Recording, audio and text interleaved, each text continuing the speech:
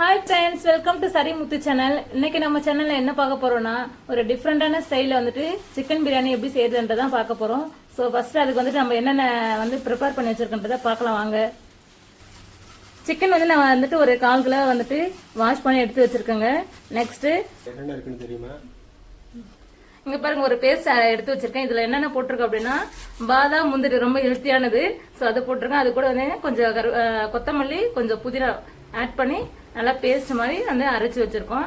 Next வெங்காயம், தக்காளி, காரத்துக்கு ஏற்ற மாதிரி பச்சை மிளகா, கொஞ்சம் கொத்தமல்லி, கொஞ்சம் புதினா வந்து அது அடியில இருக்கு.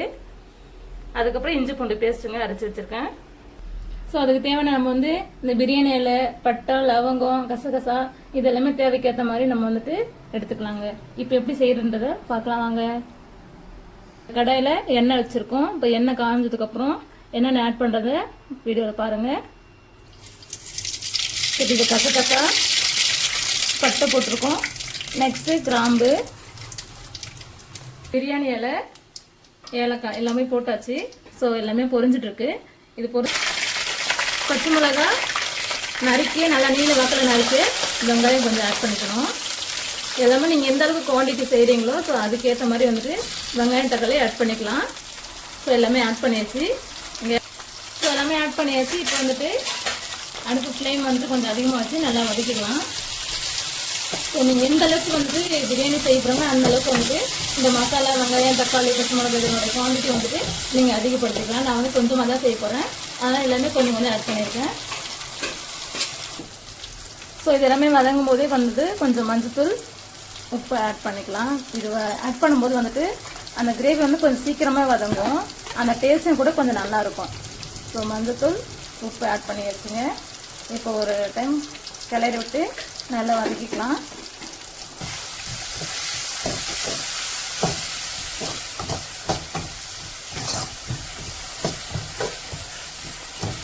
நீங்கள் பாருங்கள், நல்லா வந்துட்டு இது வதங்கி வந்துட்டு அந்த ஃப்ளேவர் நல்லா சூப்பராக இருக்குது பார்க்குறதுக்கு. ஸோ அது கூடவே இஞ்சி பூண்டு பேஸ்ட்டு சிறிதளவு சேர்த்துக்கலாம். பார்க்கவே சூப்பராக இருக்குது. செஞ்சு முடிச்சுட்டு எப்படி இருக்குன்றதை நீங்கள் பாருங்க, ரொம்ப அருமையாக இருக்கும். ஸோ இது கூட வந்துட்டு நம்ம வாஷ் பண்ணி எடுத்து வச்சுருக்க சிக்கன் வந்து ஆட் பண்ணிக்கலாம். சிக்கன் ஆட் பண்ணிட்டு இருக்காங்க. ஸோ நல்லா கிளறி விட்டுக்கலாம். மசாலா வந்து எல்லா சிக்கன்லேயும் வந்துட்டு மிக்ஸ் ஆகிற அளவுக்கு வந்துட்டு நம்ம நல்லா கிளறி விட்டுக்கலாம்.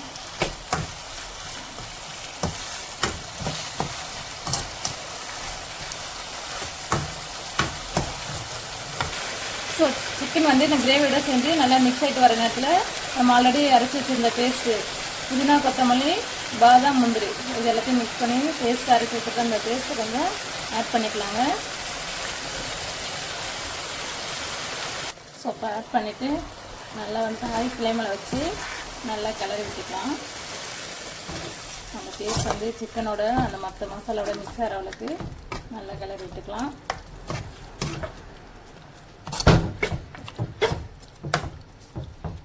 கிளறி விட்டு அந்த பச்சை வாசனை போகிற அளவுக்கு வதக்கியாச்சு. இப்போ வந்துட்டு நம்ம தேவையான இந்த மசாலாலாம் ஆட் பண்ணிக்கலாங்க. மிளகாத்தூள் உங்களுடைய ஆல்ரெடி நம்ம பச்சை மிளகாய் ஆட் பண்ணியிருக்கோம். ஸோ உங்களுடைய காரத்துக்கேற்ப மிளகாத்தூள் வந்து ஆட் பண்ணிக்கலாம். நெக்ஸ்ட்டு மல்லித்தூள், மிளகாத்தூள் ஆட் பண்ணியாச்சு. வந்துட்டு நல்லா மிக்ஸ் பண்ணி விட்டுக்கலாம். அந்த பச்சை வாசனை போகிற அளவுக்கு நல்லா வதக்கிக்கலாம். ஓகே, நல்லா கிளறி விட்டுக்கலாம். அடி பிடிக்கிற அளவுக்கு கொஞ்சம் வந்துட்டு நல்லா கிளறி விட்டு நல்லா வதக்கிக்கலாம், பச்சை வாசனை போகிற அளவுக்கு. ஸோ ஒரு குக்கர் எடுத்துப்போம். அதில் கொஞ்சமாக வந்துட்டு நெய் ஆட் பண்ணிக்கலாம். நீங்கள் நெய் இருந்தால் ஆட் பண்ணிக்கோங்க, இல்லைனா வெறும் ஆயில் கூட சேர்த்துக்கலாம். நான் வந்துட்டு கொஞ்சம் நெய், கொஞ்சம் ஆயில் ரெண்டுமே மிக்ஸ் பண்ணி எடுத்துக்கிறோம். எண்ணெய் நல்லா காஞ்சிச்சுங்க. இப்போ வந்துட்டு நம்ம ஆல்ரெடி வதக்கி வச்சுருக்க அந்த கிரேவியை நல்லா காஞ்சிருக்கிறோம். கிரேவி எடுத்து ஆட் பண்ணிப்போம். என்னடா இவங்க டிஃப்ரெண்ட்டாக செய்கிறான்னு நினைப்பீங்க. நான் ஆல்ரெடி சொல்லிட்டேங்க, டிஃப்ரெண்ட் ஸ்டைலில் ஒரு சிக்கன் பிரியாணின்னு சொல்லிட்டேன். ஸோ அதனால நாங்கள் இப்படி ஒரு டிஃப்ரெண்டாக செய்கிறோம். ஸோ வீடியோ வந்து ஸ்கிப் பண்ணாமல் முழுசாக பாருங்கள் எப்படி செய்கிறோன்றதை. அப்போ தாங்க நீங்களும் செய்கிறதுக்கு வந்து இந்த வீடியோ வந்து ஹெல்ப்ஃபுல்லாக இருக்கும். ஸோ நம்ம ஆட் பண்ண அந்த கிரேவி வந்துட்டு எண்ணெயிலெல்லாம் மிக்ஸ் பண்ணி நல்லா வதங்குதுங்க. ஸோ இப்போ வந்துட்டு நம்ம தேவையான அளவு, ஸோ இப்போ நல்லா வதங்கினப்புறம் நம்ம வந்து அதுக்கு தேவையான தண்ணி எடுத்துருக்கோம். எவ்வளோனாக்கா நான் வந்து 2 கப் வந்து ரைஸ் எடுத்துருக்கேன், பாஸ்மதி ரைஸு. ஸோ அதுக்கேற்ற மாதிரி 2 கப் தண்ணி வச்சுக்கிறேங்க.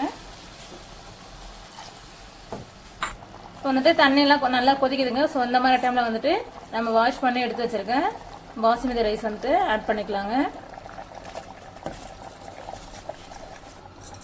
ஸோ அரிசி, தண்ணி, மசாலா எல்லாம் மிக்ஸ் ஆகிடுச்சுங்க. இப்போ நான் வந்து குக்கர் மூடி போட்டு மூடிக்கலாம். நம்ம குக்கர் மூடுறதுக்கு முன்னாடி வந்துட்டு நான் வந்துட்டு கொஞ்சம் கொத்தமல்லி, புதினா வந்து ஆட் பண்ணிக்கிறேங்க.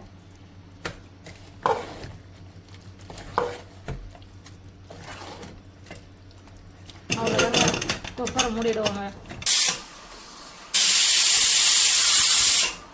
அவ்வளோதாங்க, 2 விசில் வச்சாச்சு. இப்போ வந்து அடுப்பு ஆஃப் பண்ணிக்கலாம். நம்ம அடுப்பு ஆஃப் பண்ணிவிட்டு அந்த ப்ரெஷர் முடிகிற வரைக்கும் வெயிட் பண்ணுவோங்க. நம்ம வந்துட்டு விசிலாம் முடிஞ்சிடுச்சு, ப்ரெஷர் முடிஞ்சிடுச்சு. குக்கர் ஓப்பன் பண்ண போகிறோம்.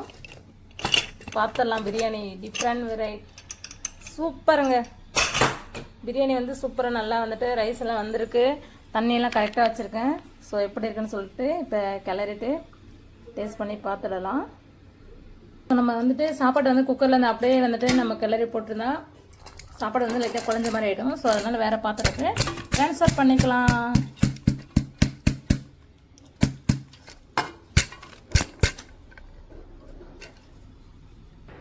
அவ்வளோதாங்க, சாப்பிட்றதுக்கு பிரியாணி ரெடி ஆகிடுச்சு. சைட் டிஷ் முட்டை, தயிர் பச்சடி, சிக்கன் 65 வச்சுருக்கேன். ஸோ சைட் டிஷ்லாம் எப்படி பண்ணுறதுன்ற நெக்ஸ்ட் வீடியோவில் போடுறேன். பாருங்கள், பிரியாணி சூப்பராக இருக்குது பாருங்கள். சாப்பிடவே ரைஸ் எதுவுமே உடையில நல்லா வந்திருக்கு. 65 சூப்பராக இருக்குது. தயிர் பச்சடி, எக்கு காம்பினேஷன் நல்லா இருக்குது. இது வந்துட்டு